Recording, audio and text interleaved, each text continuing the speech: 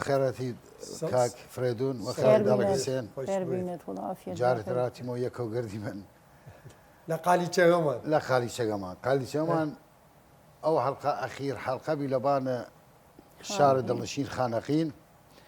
وەختی وشی خانەقین بەیاسە یەکمین جار ناو برای خانەقین باریدن مەنەلی ئەمڕۆ قالی چەمان ڕێوە مەنەلیە و بووی لە مەنەلیە باغ و بوسانە جوان دانیشیمنەوە باس ئیشارە ڕای ئەزیزێلکی من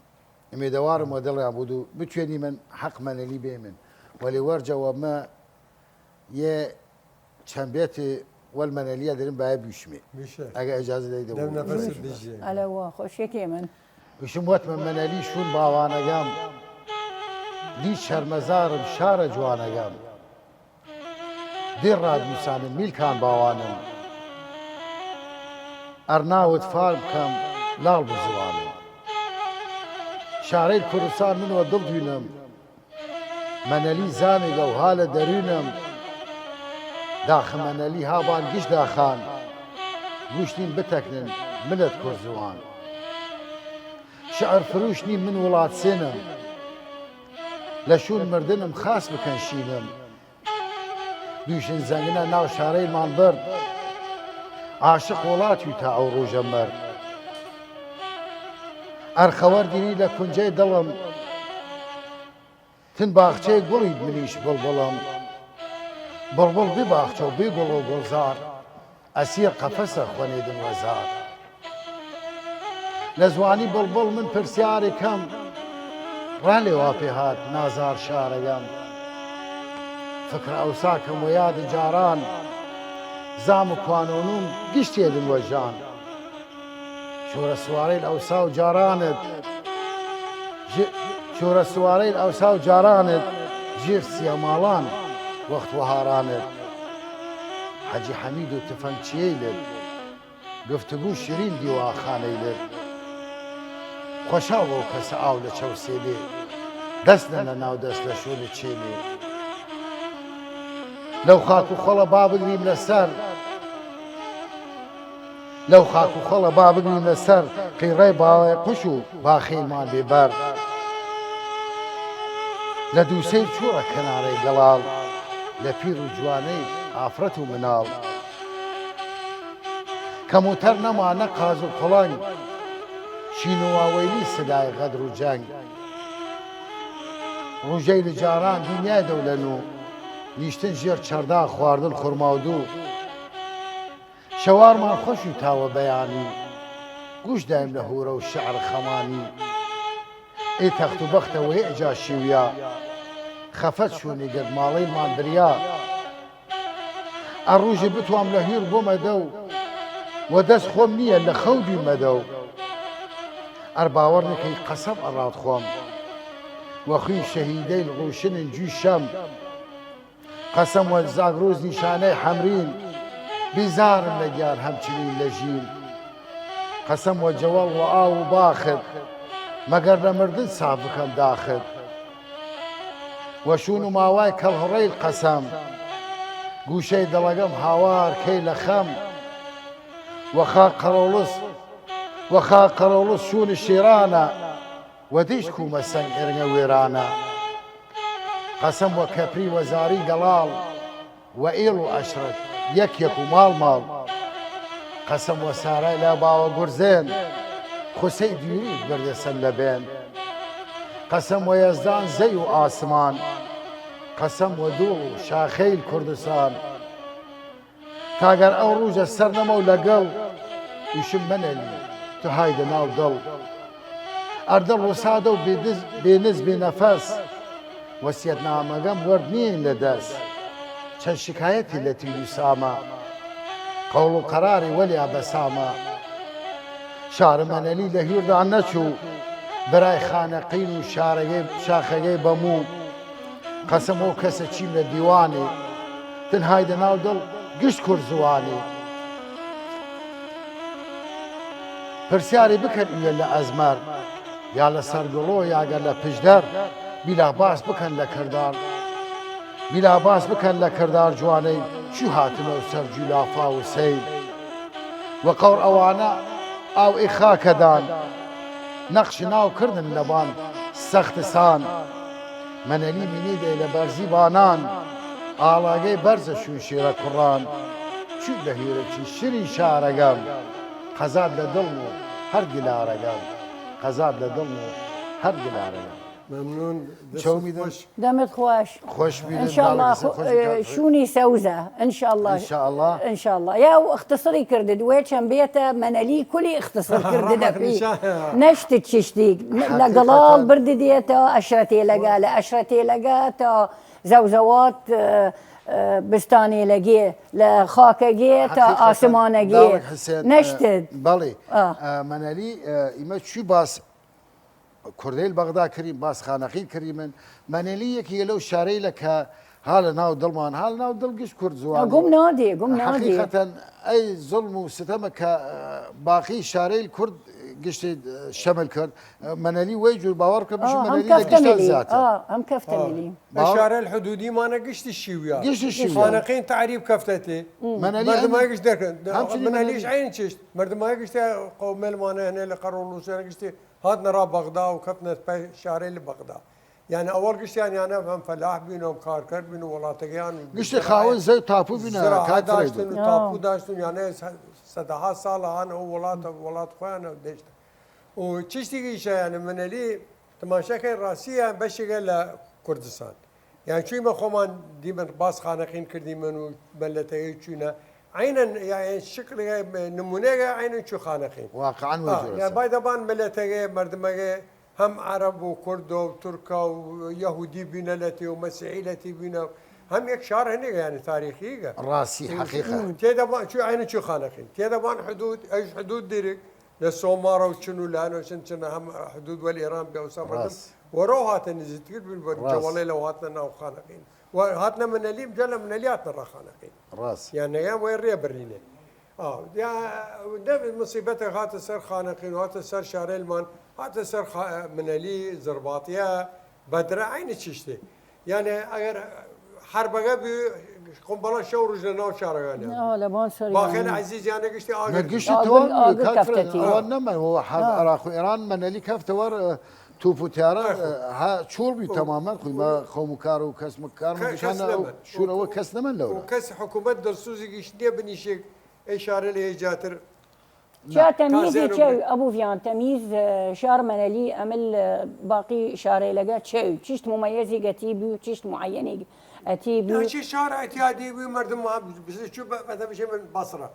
بسە بەسرە هەم مەسیحیەتی بێ هەم یەهودیەتی بێ هەم ئەسلامن و هەم عەرەبن و هەم کوردیشەتی بێ بەسیمەیە شارێل کوردستانن یان شار خۆمانە زوان زوان وە کوردی قسەکەن یان خۆمانە فەیە حکوومەتە لەگە ئیسا ئەو ڕژە باسکەن وتنە هەن غەزە دێچە ڕمیاوە و چه خراوە بیاغێ یان دونی لە تەلڤیزیۆن ئەمانەتەوەژە دا 15 تابقەتیە و خوار بووە خاک شاریانە گشتی شیویاسێکە شوە 5 ساڵ توێنن شەریکات بدەن 5 ساڵ تعمیری تعمیری بکەنەوە قاسیمەیە 20 ساڵە ئەو ڕژیمە لە ناوچێ یە 20 ساڵە چه کردن لا کاکەت لە هەیشتا و هەیش حربێ عێراق و ئێران تەواوی حەقە حکومەت دەست بکە ئەم مەدینە تعمیر بکرد ئەی شارەی لە سنوور هەن حدودە حەقە دەست بە تعمیری بکرد چونکە ئەی شارەی لە دامن لە هەگەبای لە شەریک حدودیە گشتی بیشی من ژر توپوتیار نەتەعویضێک نەچیشتی نهاییان هیچ کە کەس وەحاڵنێ و هەر کەش ماڵێ بنایە کردێ لە پیل خۆی بنایە کرد خۆیس یان بنەت کەسە ملی نییە ئێستا ئەمە دیمە قومێلمانەیە کە سەر چینەوە ڕاخانەقین خۆ پیل خۆیان زێوەگە هەن چنەبان زێوەگانیان و هێمانی زێوەگانە زراعیە هەنا یعنی نییە یعنی تاپو نییە یعنی کاک فرێدۆن با لە تابە سیاسە دەربچیم خۆری من با سیاسەتێک باس واقع حاڵ ئەو شارە کردی کە شارەی ئەوە کردی من بەس بیلا بچینەوەڕێ مەنەلی ڕەسەن مەنەلی ئەسڵ مەنەلی یەکی لەو شارەی لە کوردزوار کوردنشینە فرە قەدیمە یەک اختلافوە خانەقینا دێرێدن لە ناحیەک پەس و یعنی باوەڕ بکە یارو لە مەنی نیشتێ دایمەن ئەزبیە دێرن دەیشت و تاوسان و زمسان دێرن لە زمسان دەرچن فێرە کەی و دانە ڕێ ئەشغاڵیلان کەنە ڕێ پەسوپویان کەن نیەمینە ناومەنەلی خۆی دەرچن دەوار ئەڵدەن شتە پێ ئەزبیە دەوار ئەڵدەن لێ دەیشتە و یەک دونی 300 سەر ڕێن پەس هاوە پێیان وەشون ئەوە دەوکەن ئەیانە بارن ئەمەڵ و یانە هێوت بکەن ئیمە دیری شارە شارە لیمە طبعا لیمە شار کوردن و کوردنشینن پشتکو ماڵێ شارە پشتکو گشتی هەنا یان شەپیان دامداری یعنی فەلەن حیوانات زیاتر منطقة بيشتكو يعني جوالينا يعني زراعة نيتو زراعة بكرية زراعة عدل تواجن تو فيها كان مجبور حيواناتي وقت كان هم لتوسان كنا را جوال لا جوال حيوانات نقشت لورا بسبو نديرن قاو ما وشيشتو بخاور وبزنو يا وقت يعني كانوا ولا شير يعني بانير يعني عيشة تتكا هم شيء الرشمال الدنيا يعني سيمال لا جوال فهذا يسمى هم قشتي يعني مشتركات يعني يعني شو وانا مشتركه مش شو وان دي يعني اذا يعني باي دبان نتيجه اخره انه ما قشت مان يك بشيمت انا كي باش ما كرد استعمار باش ما كرد كسد رسو بان سر ما ها فكر منال بما قومين من لما نليه هاتنا سراي خانقين او بسو كاورو بزنوميا ها ورنسرا اورا دور خانقين لورا ازبيد سيمال الدان لورا تاقل لبيع واتنا دانو عربيشم مرعى رأى أو بسيلة بقى لخانقين يعني فرق أزيد كيشان ملتيجا لقيشنا حيجو أزيد كيشان ملتيجا ويجور هاتدي ويجور عفوا ويجور ناو خوي داركر يما ديري من لما نلي كان شارك أجر كاك فريدون نرى يارمتي من بيدو حتما يما ميواني يجديري من تيدن لجينا وبري تيدن باس من اللي زات الرامان كيدن شون كلا مانو شارع فرق جوراج وشارع فرق عزيزي بس مميزي وامتيازي عن خانقين نفتقيتي بي يعني او مدينه صناعيه بي يان من فتح حدودي هاتي بس فعال نيا هاتي فعالي كرني هان بس نفس الوقت والخانقين نفت خانان نزيك لمن اليوم بين خانقين وبين من الي فوقت يوم صفقه خانقين كردن نفتقينا نفت خانور نفت خانان شان بنلي هم لاهل منالي حسين منالي امتياز اللي هو انواع مواجاتي اجانا باخيلجي باخيلي وقت خرما منالي باورك بعض نوع اللي خرما هسه ومنالي لهيشان العراق يعني بصره خويا شنو خرماسه وشنو هنا باورك نوع اللي خرما شنو حصل منالي لا بصره للينيا تمام ضلي بيك لما لا تجيك هلا ملت مكافح اعزاء حقيقه هم بخوم يعني عيننا كردستان غير مناليه والرجيم بعد وقت اواريان كرد باور بك ود انا كل كم لا بغداد يا للجنوب لاي شارق ود الرأي النفي كان تالور لورسيبه من ياقر بمين وميوس ولنا او فيليله سوقا كان العراق لما باورك خلق منالي شو نانقرد ودرجه ياك ودرجه منالي شو نيودن لا يصح الا الصحيح تمام تجارة عراق اشتي ودس فيليل بي اوان سوق كرد نمنن مو كل فخر يقول شو قرولس يا مندلاوي ها شو نانقر تجارة بغداد ايش هذا سوانو صحيح يا تشتي ما افتخار في كيما افتخار يا زيركيه وانا يعني هم لجير داش كرديل نرات انها لجير يعني خويا تماشى كما خويا فلاح بينا فلاح بينا زي وحيوانات داشنا هذا ناو بغداد زيو كارجا يعني تاجري الجوراس خدا رزقهم بيجو خدا زياتر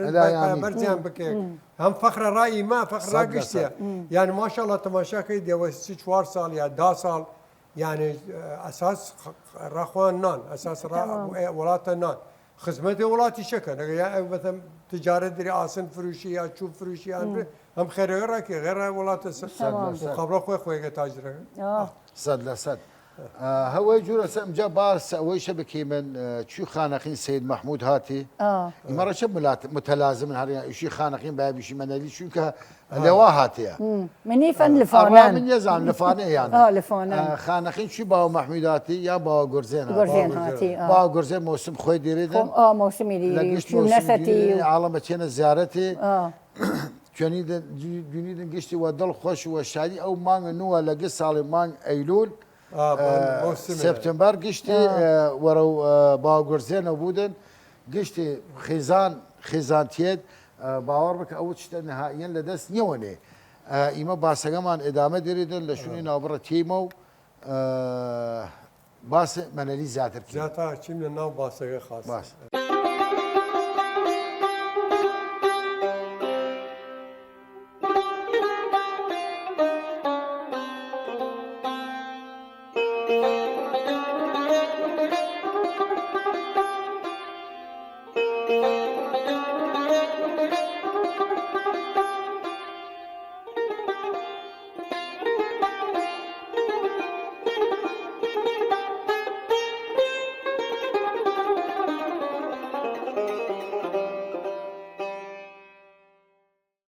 وخيراتي ماموسا زاهر شوتي من باس كردي من خيران داربي خوش بيد ماموستا عزيز ونازر ماموستا زاهر شاعر ونويسر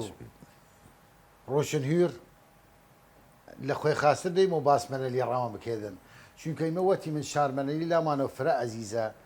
بايسا حقي بينه في اللي باسا بايسا شو باس او شاري الكريم باس من اللي ويجر بكيمن مو خۆمان نەیم باسمەنەلی بکەمەوە جوورە کە دڵ عزیزێل بگرێت دڵ خۆ منیشە چوتە بەڵێ ئێمە لێ اتفاق کردی اتفاق کردی من وتیم باەسە یەکی باری من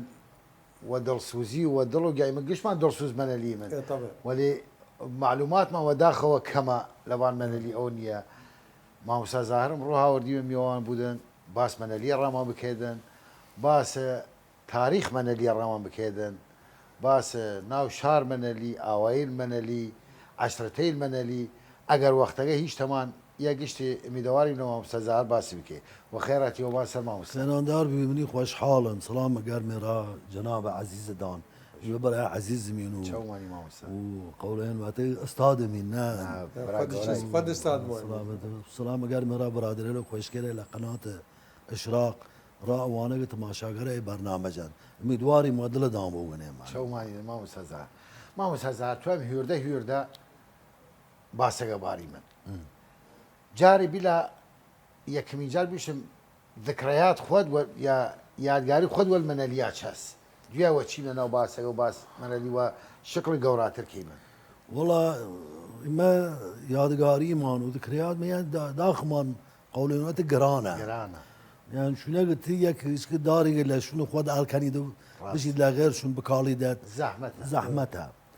من علي ما لورا بيابي من لا اواي لا كوماسان لا اواي ماموم ما شمس الله قاسم نايله وشنا بي لورا للامان لا اميناغا واتنبي اسيا ولا لامان بي او صابتنا باسيا هنا بهارين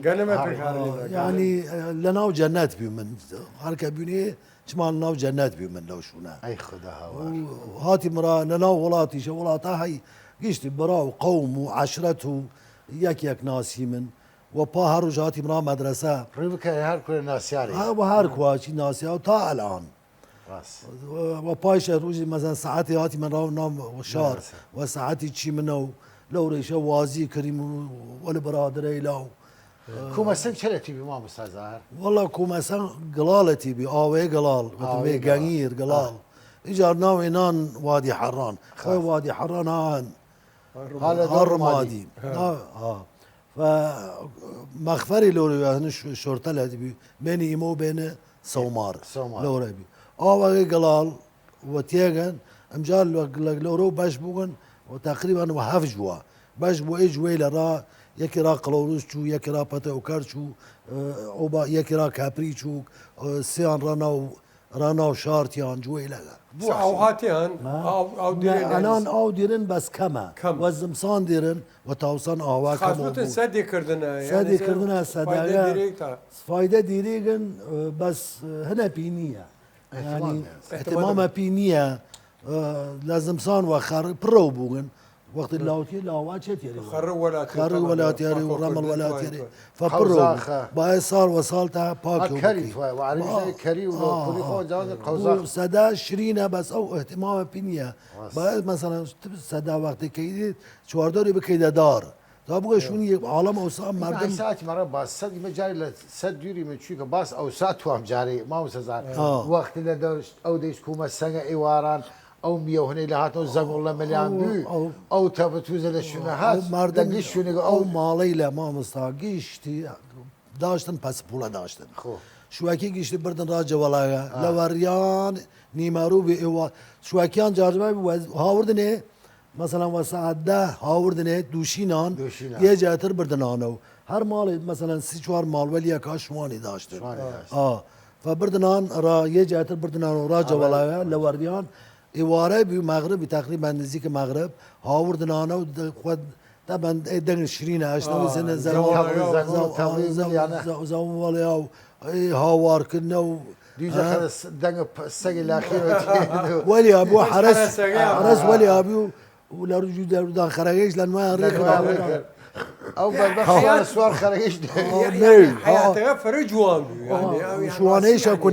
نانواني شنو أنا كنا ولي أبو كان فرد مرة شو الرسم عوار شو كديم هسه وده شهادة دوري شما الدنيا قش الخدا هركز تجربة نكري يصير شيء باس شكل باس كامبس وكامل والله أنا جناحا والله أي جيل تازة جناحا ما مستوقت بس إلاش كنا ورا جوالج نيلان نشتن شيرا كلانن كنا نوم مشكلة جنين دوا كراوي جانان ودوا غيشة كنا ناو قزاني لأن بي قزان كرد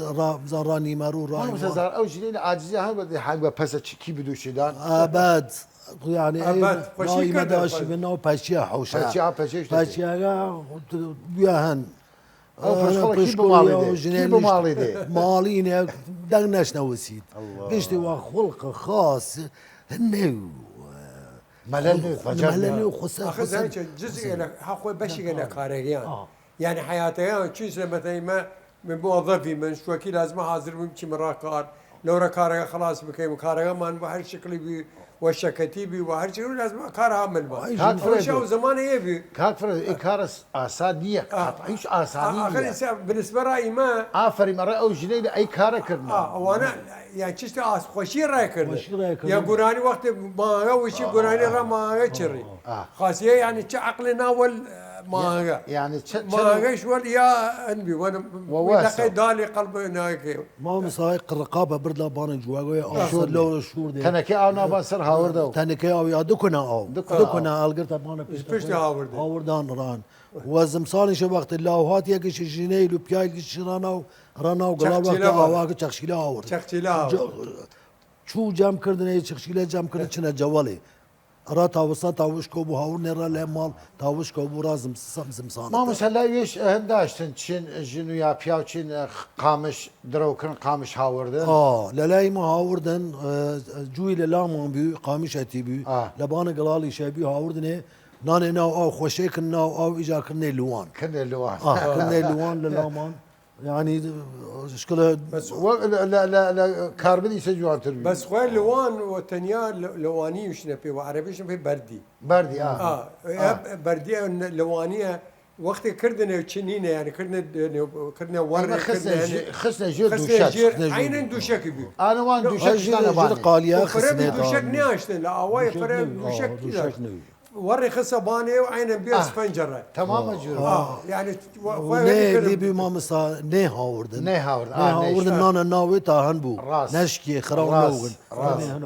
اخويا خدار زيك تا قايمو ما مسا زار متوم هالجاري لي باسه بميني من مالغا قش خريبين بان خانه دار چنار نان اما كول نان كول هنا خرم دار خرما كول نان برينه هات ام بي لمن لي هات يعني اختصاصي يعني شبي دار برين بي خاص فكولا برين هيك انه يقول مثلا هذا دار كني هفته يشكول يعني جا بانا بيغرتن بانا ايش شخصنا مليار قامش خسنا مليار ني ما يش ما بي ني خسنا مليار جا بان عناوي كردن بان عناوي سواقدان سواقدان ستاري بيشكي لبان وراي كردن لخرو تاق دوسي تاق درينجا كردن لا تاق خفتي ما استاذ او درينجا ما جنگ لبان تاق كريم وتي هن مناوي اقول ناي مناوي او كريم لكن هذا يوم اركدشي بس ليه ما مستوصل هو قرمني نعم يعني ما قارمين اگر بیاتم مردی والله هي نزاري اگر قارمين بياتا قش را قلال دوي شي مرا قلال نه گرمیه نه لا قارمين نيو صح يعني فرق احتمال شسه ما يعني او وقتها لوابي يعني چی لاگه كهرباء بردم مجبور بين راخون ويا آخه حياتي کهربا نه قبول ايه تشتغل کهربا نه تا دنیا گرم ای خورا ها بانه چیش نیه گلیو بیدن ای خاص شو انسان تحمل ای گرمایه عین گرمایه تريش مال اواي قشت يخرج يعني يخرجها شو كونكريت نيه يسمى ما وقت مال بنايه كيمن كمان مال كوتشك بنايه كيمن تماشا كي دورجر قشت يا بلوك يا خشته يعني بنايه وكمان تو كريه لبخ وين وكمان تو كريه ايجار سبق كب ناوس كمان تو كريه هبو كوتشك بو اجر خو اول شو بلوك دي بدبختي وانا راح زاني ما بس قصيبه الشكر برب مال خرج قارمين يمشيك قارمي دلك دي دلك دي شكله هنيه بلوك نيه وش يا قارمي مجي تري فاوصى يعني ماليلا سردو كم الرشاي كردن زويش خرج هو ايواران او رشيد خالد يا خانه كريتشي با خالد دانشتي ده لو اجو هلا يواري شاي كردن يعني نشتن والكل شيء اخوان وقت كل شيء ولا شيء شايا دنيا تيارسي يوارن قش نشت وديا يا اخو انا كرمي واوشري دا واوشي او واوشي دا شو خواص هن يباس تاوسان خوشي تا لازم سان وقت دسكري ريكريو زمسان لمان نهاية نو بداية ده دي وقتين زمسان ها تشيلن سواق بان خاني دايدن بان عناوكري بان عناوكري وقتين من تاجر تكرنا كده يعاون هذا خال رغم او ها تخال تكيش كر ورجع بشي مرة زمسان سيفرستك ناو مالانجش اوش اللاني خوي كنا مارا داشني ويشوا داشتي من داشني امان بيقول حياتي يكاد والله يعني شو ما شيرين ترين جوان ترين خدای نیت یارزی او قصر دانش ما مستع يعني الرب بالنسبه را جيل إيما للامان فرق وشو للامان كل دنيات يعني مرة شد دو دلهم خوش بل يوال كاك فريدون يوال جناب ده باس إيه كيمن شو كيسة جيل تازة كرافيك أونيك باس ركين تعجب يجي شخرية شسواقة شو لنا عيشت كردن شو عيشت وجود شو خوش نا وفرق خوش نا إيما خرجا دروس سيروش خوشي كردي محاضر كردي ناوي وبكتة وجابور الرابان أنا بان عناوي في بكام جال لو رخ كاري بي دست جم وتنا دست جم وتنا لا جيش كار دست جم دست جم مردم بعد الدين مثلا تو مالي بكيد بان عناوي بكيد حتى وقت السراميشة قشت دست جم وقت درو كردن دست جم قشت هاتن وقت الشطل نايد هم دن أواي كريم قشت وقت كيشك كريم يعني ما وقت كيشك بس يا كيشك وقت خرمانة نايمن شو داروج دوانزاروج مردم لا أو خرمانة نشتن فانوس هاوردن دي آخر جا هنا هات لوكسا هات ها لا أو خرمانة تصعد دوانزي شو نشنا بحث بلاد كرنا متالو شو بحثية كرنا تاغر رغم او ما مسمى ظاهر بعد جاري مشكله بي جنگ بي لسر اويق لسر بشعاو لسر شي جنگ بي والله من وفكر ميتي لو منطقي ما جنبوك بيو يك جاج بيو جنلمان الزيو يعني جنات شدي بدا بانشا شروجو يك وقرتن كمان نجم يعني شرمان ليك شرمان ليك هذا الشيء يعني قشت قوم وناس يا دلالي اخلاق دلالي هن بنيش ولا ما والله دي قسيوه يعني كيمي بانجا صالح ايدا بعد هنا ايدا غبي مره مال قشت قاردي دوسي كردن يعني مز دي من جنبي بس او جنة نيو مثلا براسي درجة يابان چه موره باسه که ما مستزار وی لکومسان یا بقیه آوایگان دور منالی بیشیمن هلا هفته و پنج ترحیلان کریا وقت خانقین لا هفته و پنج لا هفته و پنج هاتن وطن بار بکن ما مستا منطقه من جوي هسه وش نابين نهر السوق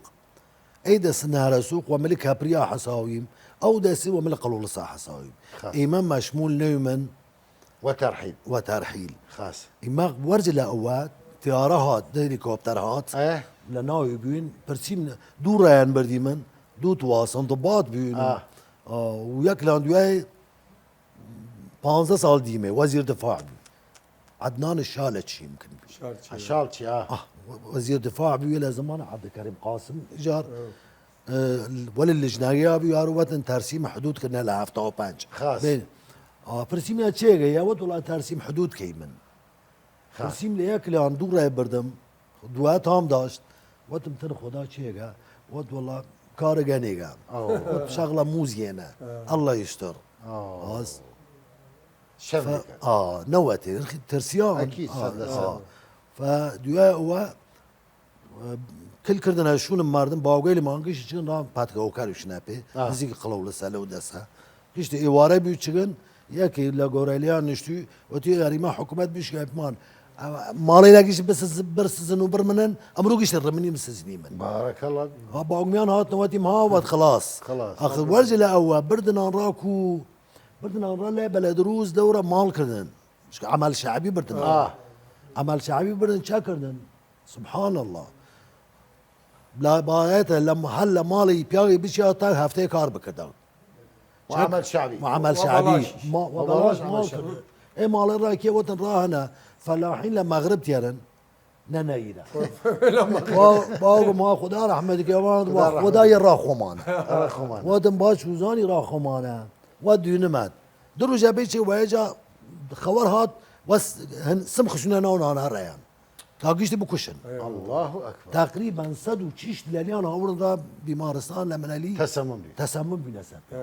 مردم فرالي بي واي را بغداد هات لي بياغيله تا نچن لا شنو واي ولادي هلا باتوكار انا خلاص بي ايروز السيارات هات اراكور برنامج مساء قسمي بردن را ايش دورا كردن بورا خان وقسمي را هن لشاربان بردن قسمي را مجمع الصباح لا بلا دروس وإمام ماني من فإمام شكنا سريعا ود إمام راكو بشي ود بار بكان ود خلاص وكيف خما شي مري يوت واني ملير نامينيم فشي مريو فدي باركنا بغداد دام النفس خوش دام باسا كيم الا شو نابرو تيمو نفس خوش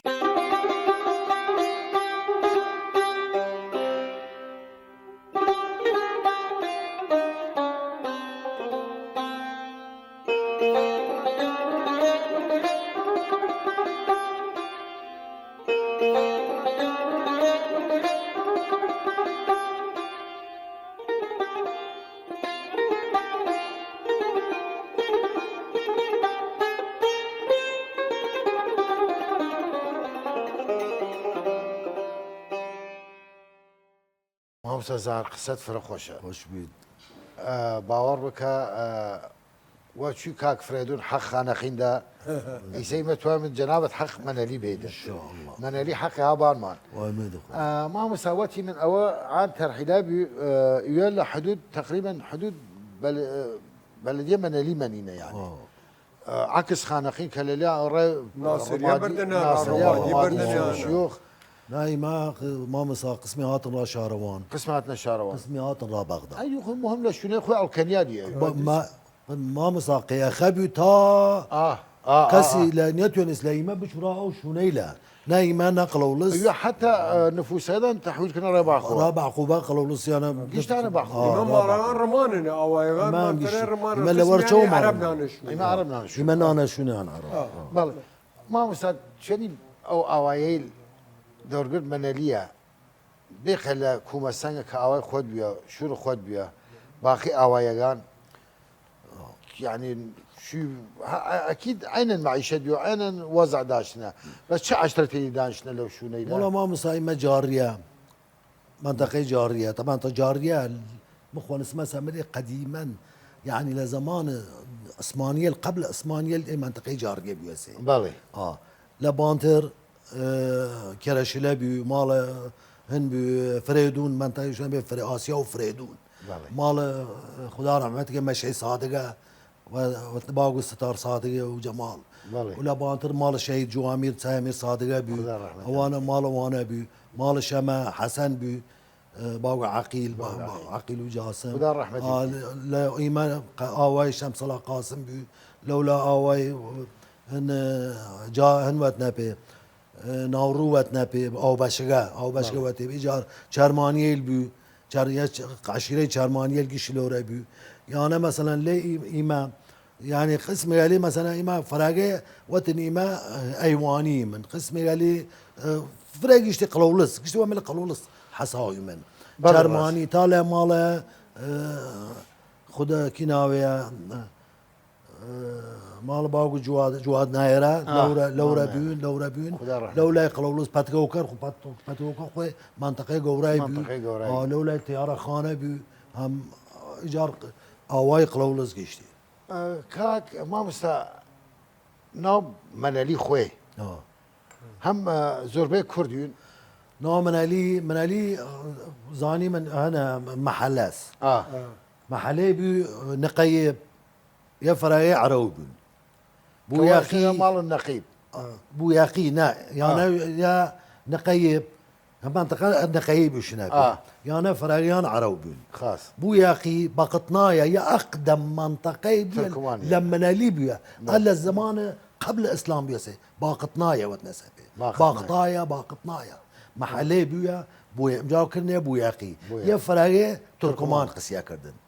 اجات يما ما بازار بيوچو ودنا بقلعة جميل بيك بازار بيوچو هني مني بازار بيوچو فراغي فارسي قسيا كردن فارسي خوي فارسي ايرانيه فارسي يعني قسيا كالوريا بالي خلاص هني منيشا يا هم منطقه يا هم عشيره هني مني معروف خلاص هني مني ايجار بازار قورا يا كردون قلم حاجي برياليان كاكايين وعلي اللاي يعني هم كردن بازار هن قلبالي هم منطقه فرق كوانسه يا منطقه قلعه بالي يعني اساسي شوار قلعه شوار قابي داشت منالي فقلبالي قشتي كردن كابريخو قشتي كرده دو شيخ يعني هم لقازاني يعني قشتي كردن قازاني كردو تركمان خلاص وروبانتر تاغر كوما سان تا قلولس يعني قشتي كرد خمان استاذ زهر بالاجازه يعني وقت هنا ترحيل ابي بس كردان ترحيل كردن تا تركمان ويعني شيء مناطق ترحيل بس قلولس بس قلولس ومنطقه ايما كوما سان ولا قلولس صابات وكر وقلولس يعني هيك يعني برا يعني دسول كرسان يعني واسنا يبرد لا دويا وقت هنا آزار خشيويا فرلي أنا لمنطقة ما نجيش تشكن ورا رابان تشكن رابان لورا ولي أنا وقت عطوا خدا رحمة بك شيء إمام مشمول لمن بس داشتي من أيام شغرا ورا فليك لا نيلاوتي حزبي لاوتي وتي أنا خويان فراتر تشكن راهن رابان تشكنها فإيميش ولي أنا قيش ما باركني بس ما دم حشارة وبيمن لمال ميمم لناو من علي كاز نزان سافي ماتا نزان سي برا بغداد خدا رحمتك قبل باهم قبول نكر ودي با بيجي برا بغداد دراسه لدرس دانشوغن لمدرسه بيمن هو دزيو عطلي خلاص اوايغان دان من يعني ترمان من هاوردن راناو لا بنا بس سما ديري من الخانقين شو نيلي بي بتاچو بان ميل اصلا هاد الشفر لقيت عدله وكريا والزو دو آخر وقت رجمای شیویا و بیهاتی من جماع خوامان قوم کار خاون زیوگا خاون مال لیاهاتن بیشتر خوان تعمیری کردن بس وقت خواه يعني سبب الرسم دیره من بان میل چولا يعني انت ما شاكل واحد لو كرياغا يعني هني ديواري قتيمية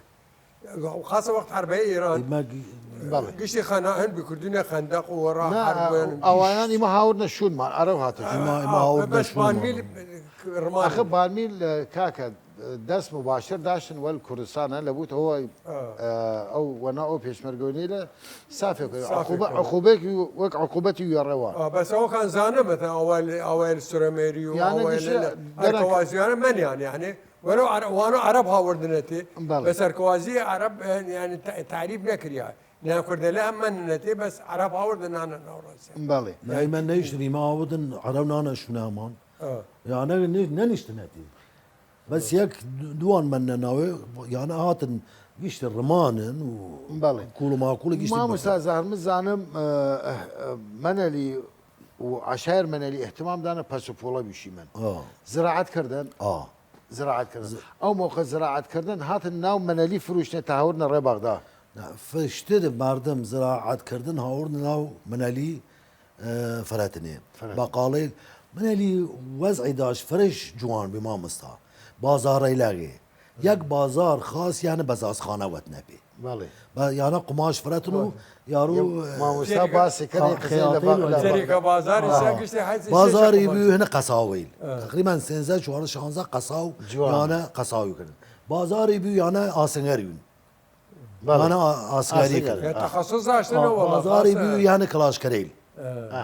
شون يبيو بن هنكردن ماشير را تقريبا را كلاش خاص فهر بازار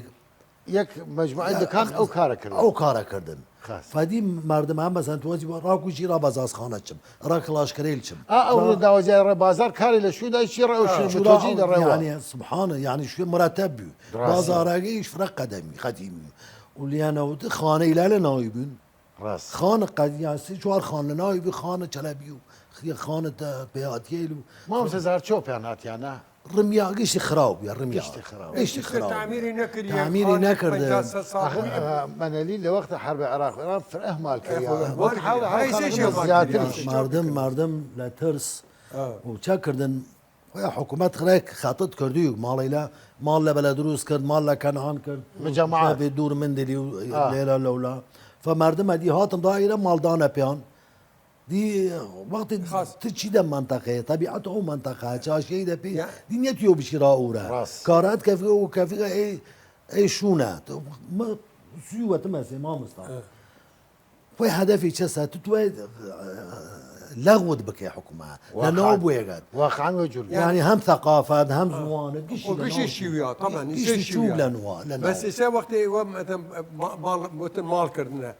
يشتري داني وبشينتي تهارا مثلا ما لخانقين يمكن دا حي زياتر كرياغا يا حي شرطه سوا حي عسكريه يا حي نظام تشسا يا اخوي مقصد يعني شبه يعني كنا نشوف مستعمرات يعني حمايه راش ارام حمايه خويان نقشتي امن الشرطه واستخبارات يعني بس خنانه ايما يساوي مالي وانا كرنا رادان لبنا دروس كرنا على شون الدانه كردي لقى تعرف لا لو رهني يعني خوي هدفي شبي تلا منطقه لاويغات هلا من اللي لاويغات يعني لا تشغلنش ناتي يعني باركريانيا يعني لا جناوين راس يعني هات رمضان بلد روز ورا كنعان يعني لا جنالا لا يشتاق هات الناطن راينا لانه من علي بالنسبه را ايما قبار ما انكريا قلولسيا لو نيشتن يعني قيا خبي بتشي لا اصلا هدف عندهم نمين يعني مثلا زي مش اوايغان ماني ملا خانقين هم وقت خوي اهل اوايغ بيشنكو بيشي را اواي تماشاكي قشتي عرب هالتي كي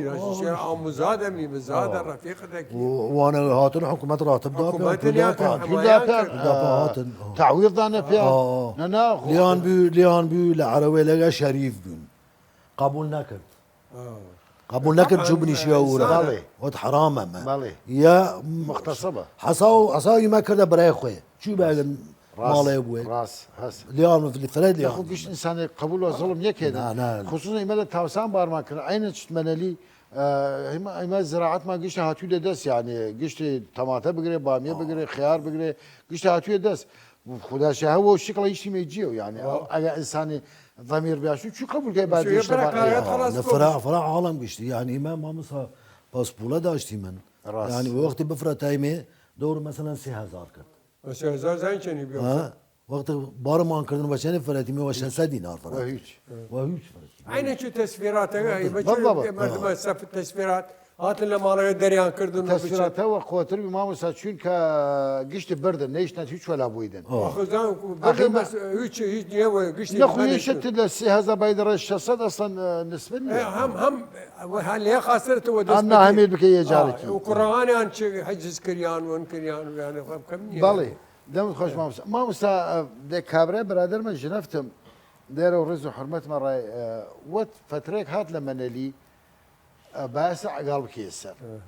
كنا ككردي ديش مجبور باسع قلبك يسر وات إما سليمان وكارن نيمن شو قلبك يسر سري بشي تماتين شتي بدي سر كده خار كيف يسر ما يجي و بزعل ليه ظلمة والله ما مصار لمدرسة قياخي قسيه كردي بكيم والله لا خارقي لەناو سخت لا خانەخین لەناو شار قیاخەی و قسیە کوردی بکەیت يدهم كس أرامي بيشي ده و یعنی فقط هذا ئێمە خۆمان وجی. باوەڕ بکە ئاەم بی خۆمانیشە لە ترس ناو شار نەمەنی چی مرانە و باخێلەگەل تا قسیە کوردی تاقسي زوان خوي بك يلا لەناو چایخانە و چایخانە یانە نزیکە هاناو شارەکە لە ناو محلێلاگە نەق چایخانە بی دەربەر نەوی من قسیە کوردی کردیم و شەو نەوە ڕوش بەس لەیلا يا شبي امن بي لما سردانا وشبي مصيبه يعني ئاەم بی مێ ڕژە بەحسی ڕات بکەم یەکێ هەلە کفاعوەتم قسیە وەلی کوردی کردم ماق بەل تەحچوایە کوردی والله لە 2023 چکم ڕا ئێوان دیمە لێرە سڵامی دامەتم هادلێمی ما أخبر وەت کوڕەچە بکەم غێر لە بەدبەختی وەتم نا منيش لبد بختي ولد أبي وتم ئیمەل لەنا والله مە بڕا خدای ڕەحمەت بکەی براگەم خدا ڕەحمەت خۆی یەکتر خدا ڕەحمەتی مەکە مەسەجەلیگە پێیان بی گورانی کوردی نەوین گرتنان بردنان ڕا ئەمن مسەجەلاگەیان شکانن کەفتن هەلیان ڕامال هەر کەسێکە بگرتانێ قسیە کوردی بکە دادینار جر مەدان ده اخبرها ياك لا ئەیمە خانەقین ترە خێر نو بازار لوانا بردو ئیمە ئیمە نکتێرا دووشم أو كان قال خدا ڕەحمەتی بکەێ تەعبانی قەحوە داشت بالي فلجنەی لە بەغدا هاتوویان وەتوی کورد لە ملەلی نییە کابرایل وەتون کورد لە ملەلی نییە خاص فلجنەی لە بەغدا هاتوون بردووان ڕان قەحوان نشتون إيه فیان شنا قەحوا بزان کورد هەست کەسی کوردی يعني قسەکەی وقوشتك خدا ڕەحمەتکە تەعبانی هاتووی وەتی مامۆستا خوێن چای ترش شو يقول هذا؟ شو يقول هذا؟ لا هذا مخبل هذا ما يخبل شو دوني مشي كردية لمن اللي يشتي عروان وقت وين هاوار كيدن قش إذا يا شاردين كرد يا قروش الشتاء يا يشيت يا فما مصلوا رأي مس تقبل الله يعني بايم بفرن نقاط مجاد دار كردن نقطة دار كردن صد إيه بدبختية وإيه يعني يا شيء شقال السلام عليكم خالو عندك آلات يعني شو بين نكتة راس راسي ترسيان يعني لو تداني ظالم راح مليد نياك نعم أو هدفي شاسع حكومة هدفي مثل أور والله زي وتم إيمت ده بي صالتر لليمان ديار ديغن فراغمان زوانغمان لا فكر فيصلي واسع أي توا بتي ونغمو راس لأنه إيه ملتها بتي ونغمو زوانغام كاكي كلتورم قشي قضية بعيد المداوة نبي ديور أريد ديور كار كردن واقعا ناجح بيتا نوعا ما ناجح بيه برا لنا كفاح ولا انا كردي سرب كردنا فايلين وخمانا وكردي قسيك عربي من اول من الله عربي قسيك اصلا هدفي او بيو انا بيو ناجحتني من الشكاية خلاص كر بس ما ادامه دري سام روحتي مره كوتاي ادامه دري ما زهر وعد لي بس بعد الشركه هي حق منالي لبارنا راس ازيد الشكل كان بس